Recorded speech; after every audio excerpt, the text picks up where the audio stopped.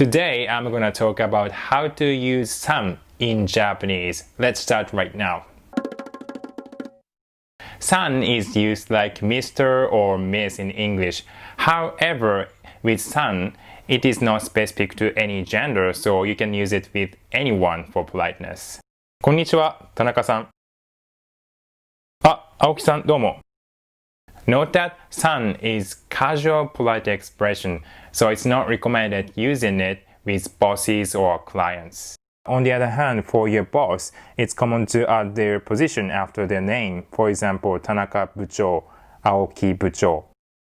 Note that we don't say san or sama or position names with friends. In casual situations, we call them by their first name or nickname. It's also a way to establish a friendlier atmosphere with people you hang out with. Kun and chan.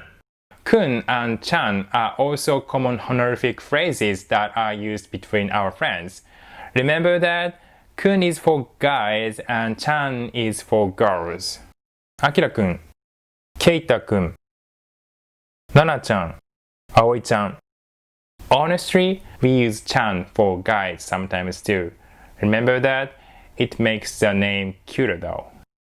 For example, Akira and Keita are common names for guys, but you can call them Akira-chan or Keita-chan.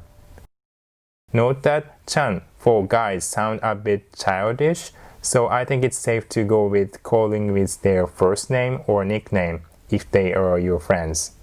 One more tip, I don't really use kun to my male friends, but use chan to my female friends.